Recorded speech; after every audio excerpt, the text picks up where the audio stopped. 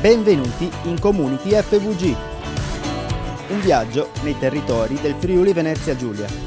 In ogni puntata vi raccontiamo come cooperatrici e cooperatori ogni giorno lavorino responsabilmente per coniugare sviluppo, sostenibilità e mutualità. Conosciamo meglio la nostra regione, scoprendo le idee e i progetti che, giorno per giorno, fanno crescere imprese, comunità e persone. In questa puntata di Community FVG, la cooperativa sociale Universis.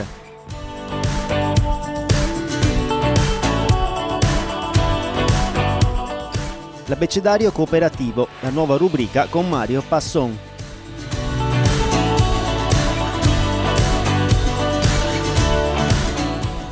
Inaugurato dai vivai cooperativi il nuovo centro ricerche.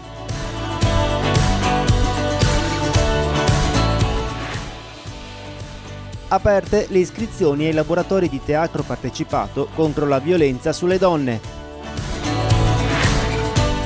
Ora cominciamo il nostro viaggio. Mondo cooperativo.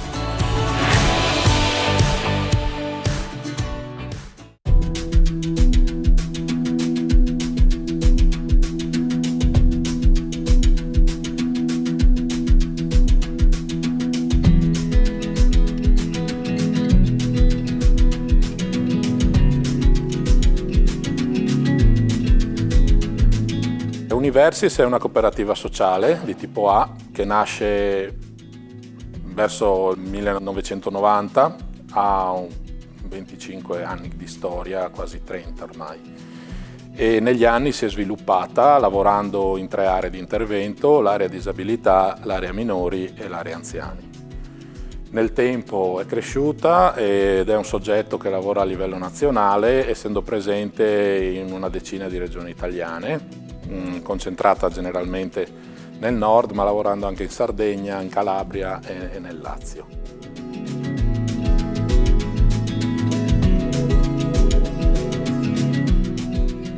Eroga servizi socio-assistenziali, sanitari, educativi, e in questo ambito fa sia servizi parziali all'interno magari di nuclei, di strutture o di case di riposo, come anche servizi full service, dove prende in carico totalmente l'assistenza, come anche servizi alberghieri che devono essere garantiti agli utenti.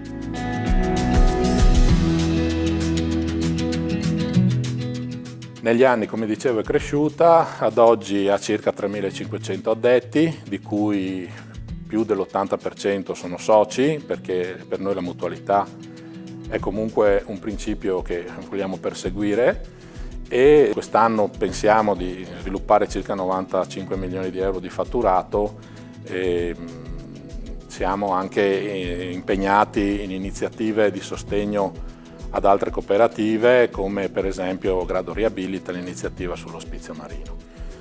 Questi sono stati anni molto importanti da un punto di vista dello sviluppo. Naturalmente non ci nascondiamo che veniamo da un periodo molto difficile, che ancora presenta delle grandi difficoltà. Io volevo anche cogliere questa occasione per ringraziare tutti quanti coloro che hanno lavorato per la cooperativa, soci e non soci, perché ci hanno dato modo di conoscere qualcosa che magari sapevamo ma che non avevamo ancora visto, una capacità lavorativa di resistenza alle difficoltà veramente encomiabile, e la gratitudine nostra è assolutamente dovuta e ci nasce spontanea.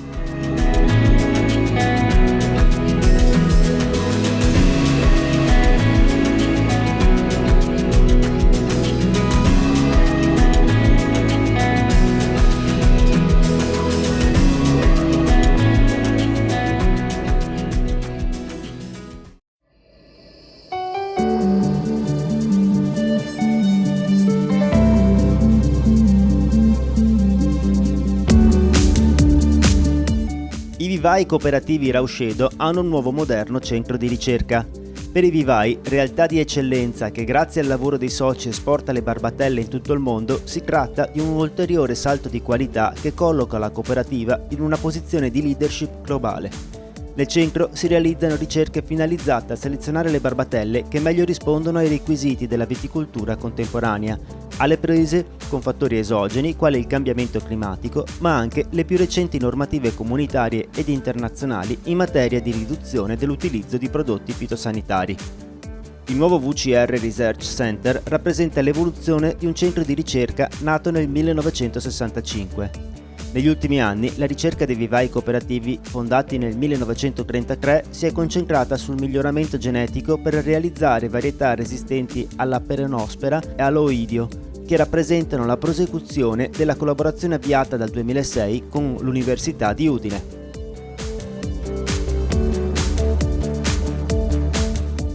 Sono aperte le iscrizioni al percorso di laboratorio teatrale che conclude il progetto Un altro modo per dirlo. Un progetto sull'importanza dell'uso del linguaggio, anche e soprattutto nei luoghi di lavoro, e sul contrasto alla violenza di genere, promosso dal Coordinamento Donne dell'Alleanza di Cooperative Italiane, costituita da Confcooperative, Lega Coop e AGC.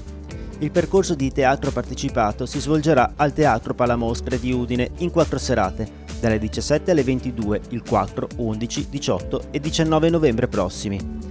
Per partecipare scrivi a partecipa@cssusudine.it. Lo spettacolo finale sul tema del contrasto alla violenza sulle donne si svolgerà il 20 novembre alle 21.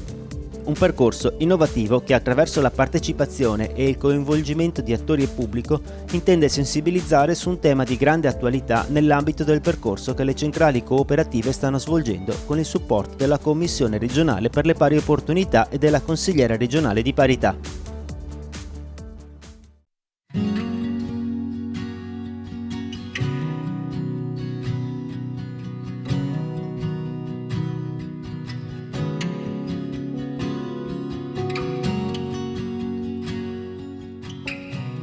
Siamo qui a Campeggio di Faedis. La struttura che vedete è una struttura che noi gestiamo da una ventina di anni, una struttura che a seguito della riclassificazione delle strutture del DGR 144-2015 ha preso il nome di struttura per anziani non autosufficienti livello base, il che vuol dire che è adatta ad ospitare ospiti anziani che hanno profili che la disciplina definisce in C ed E, quindi con complessità assistenziali non gravi, non importanti.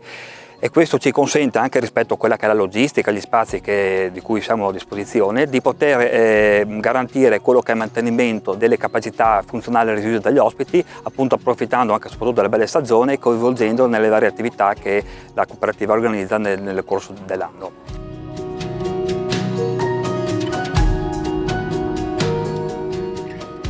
Questa è una struttura di 24 ospiti, che è diciamo un po' diversa da quella che è la tipologia tradizionale di strutture che noi gestiamo in tutto il territorio nazionale, che vanno da 60, 90, 120 posti e oltre, non per questo non strategica per il territorio dove lavoriamo, che è un territorio dove Universis tra l'altro ha mosso i primi passi, quindi abbiamo anche un particolare affetto, devo dire, anche gelosia rispetto a questa struttura che per noi insomma ferra all'occhiello, al di là delle dimensioni che sicuramente non sono rappresentative rispetto a quello che è il nostro standard diciamo gestionale, però insomma siamo contenti di essere qua.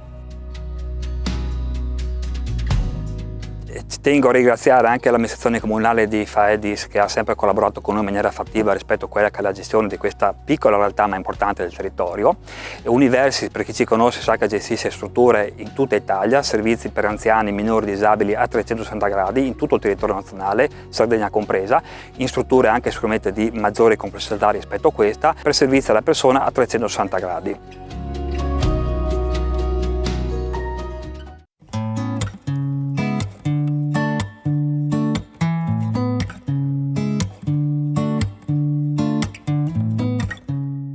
I beni relazionali sono quei beni che sono prodotti dalle relazioni tra persone.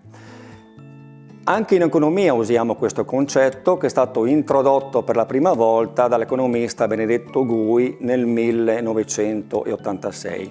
Il significato è particolare perché i beni relazionali in economia significa che il bene viene realizzato attraverso le relazioni tra persone e quindi anche tra imprese. Come bene relazionale intendiamo molte cose, però facciamo un esempio, l'esempio della scuola. Allora, a scuola posso trovarmi bene, ma posso trovarmi anche non bene. Questo dipende certamente dai risultati, dai voti, ma molto, molto dipende dalle relazioni e dagli incontri umani che ho all'interno della scuola.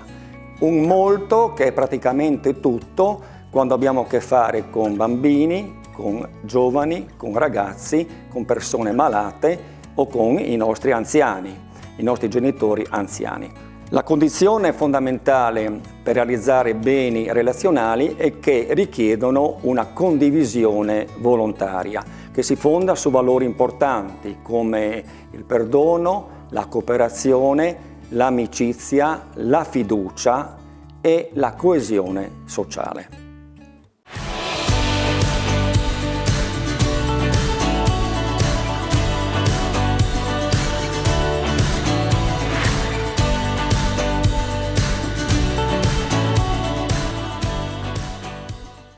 Oggi incontriamo Vera Gheno, sociolinguista e traduttrice dall'ungherese. Ha collaborato per 20 anni con l'Accademia della Crusca e insegna all'Università di Firenze. Nel 2019 ha pubblicato il libro Potere alle parole, perché usarle meglio. Vera Gheno ha partecipato ad un percorso seminariale promosso dal Coordinamento Donne dell'Alleanza delle Cooperative. Con lei parleremo dell'importanza che ha il linguaggio che utilizziamo. Dottoressa Gheno, il linguaggio che usiamo provoca degli effetti?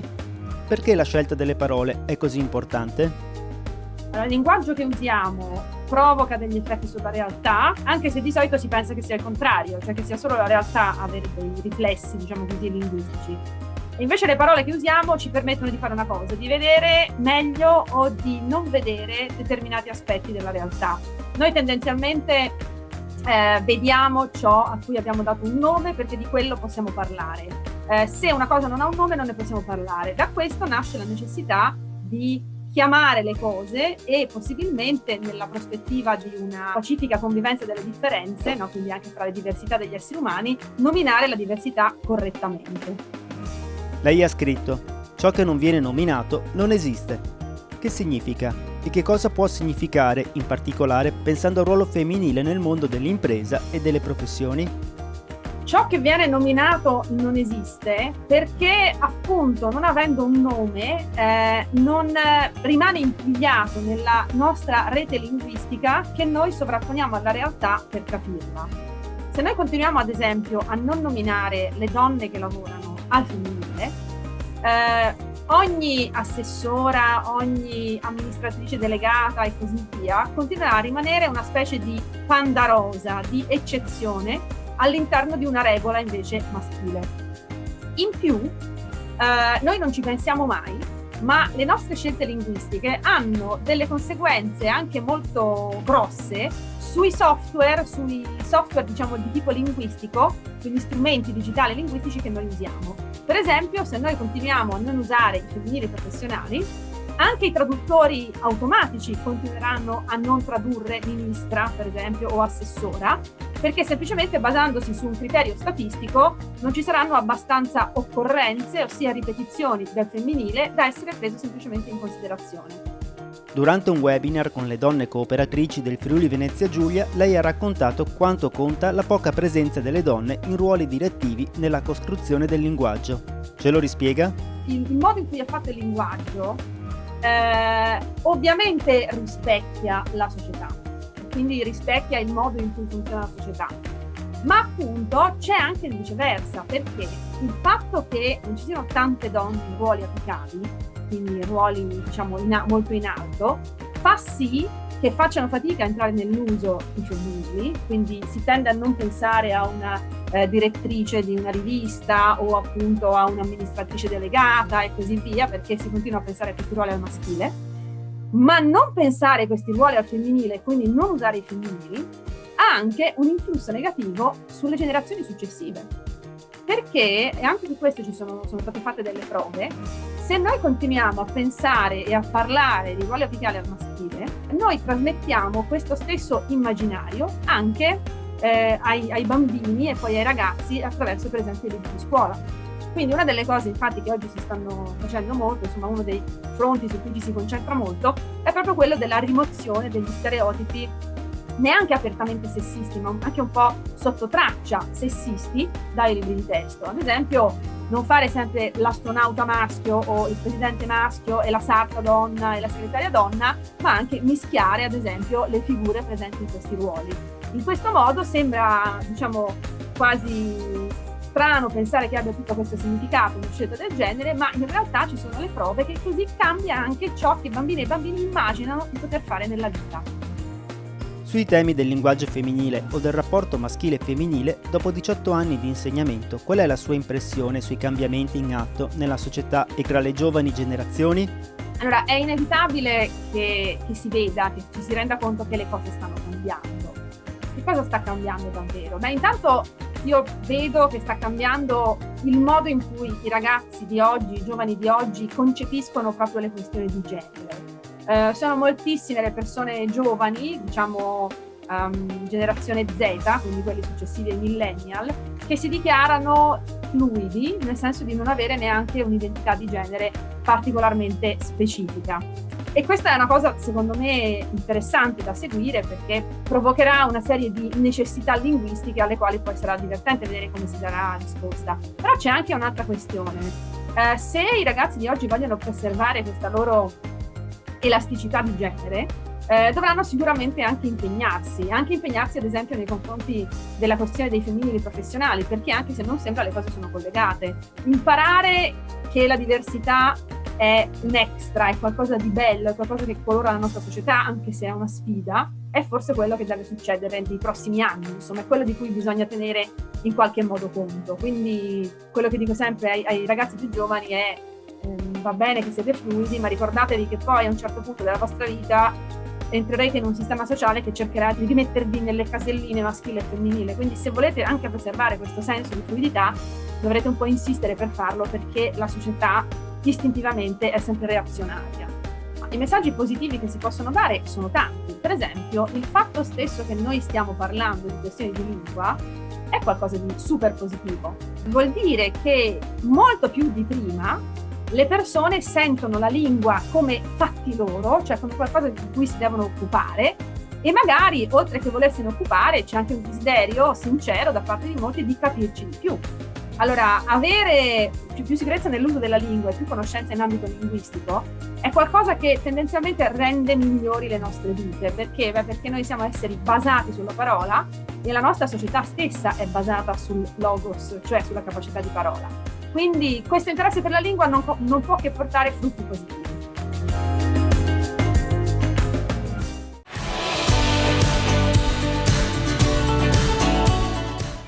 Fine della prima parte. Community FVG continua dopo la pubblicità.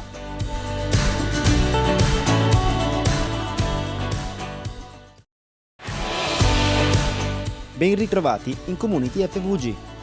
Riprendiamo con Mondo Cooperativo. Inizia la seconda parte.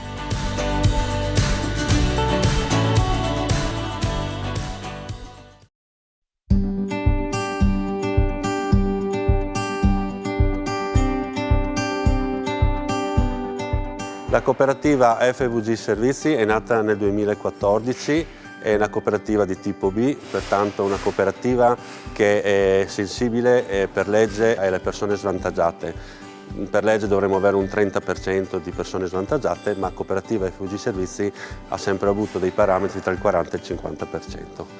Cooperativa FVG operativamente ha cominciato nel 2015 col suo primo dipendente, oggi invece tra collaboratori, soci e borse lavoro siamo quasi una cinquantina di persone.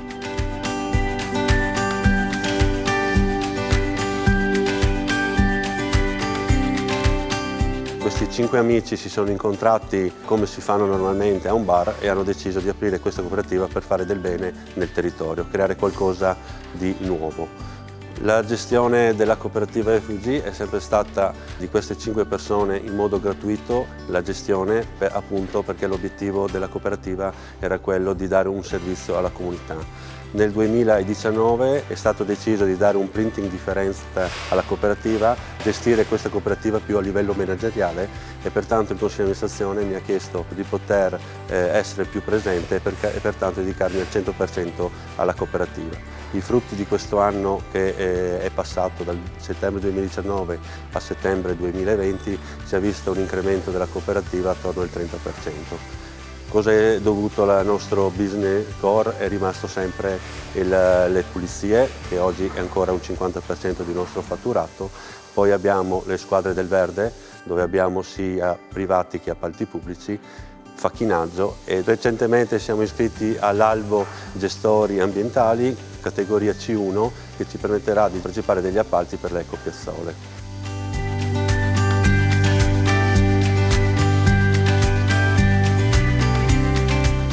Il nostro business, oltre a tutto quello che vi ho appena detto, è anche i montaggi e gli assemblaggi all'interno dell'azienda. Questa tipologia di lavoro necessita per poter dare lavoro alle persone con delle disabilità. Queste persone che hanno disabilità sono tutte quante dell'articolo 68, come prevede la legge, nonché sono persone con borse di lavoro tramite il CSM di Azzano, che è una collaborazione che abbiamo da parecchi anni, e da poco abbiamo cominciato anche la collaborazione con il SIL di Pordenone.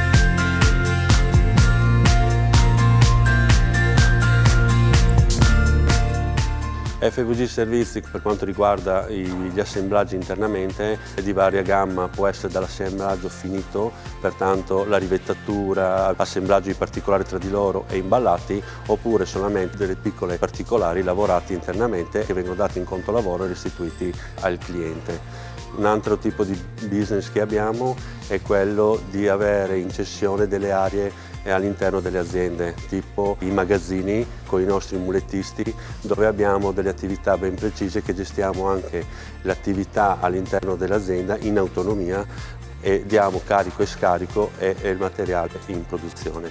Un business che si sta evolvendo da quest'anno, essendo presente nel territorio è molto legata alle aziende della zona, pertanto grazie alle conoscenze delle persone che fa parte del Consiglio di amministrazione e di tutti i soci e collaboratori riusciamo ad avere un passaparola tra le aziende dei nostri servizi eccellenti che offriamo. Un'altra attività che non ho raccontato fino adesso, proprio nel 2015 è nato il catering. Noi non facciamo catering, ma noleggiamo il materiale per il catering alle varie ristoranti o ai privati. Cosa facciamo? Noi o diamo chiavi in mano dal taglio dell'erba alla posizionare tutti gli strumenti, le attrezzature e via dicendo, poi riportarli a casa, oppure solamente fare la consegna del materiale. Dove sta il business di questa attività? È quello di portare tutto pulito e portare a casa lo sporco. Ecco perché le persone svantaggiate all'interno dell'azienda hanno un'attività di lavaggio e abbiamo una linea di lavaggio all'interno. Nel 2019 in un consiglio di amministrazione ci siamo guardati i 5 consiglieri che ne facciamo parte e abbiamo detto se valeva la pena di continuare con una cooperativa di piccola dimensione oppure cercare di ingrandirci per dare più servizi al territorio. È stato deciso di questa svolta aziendale della cooperativa per poter incrementare il fatturato dell'azienda.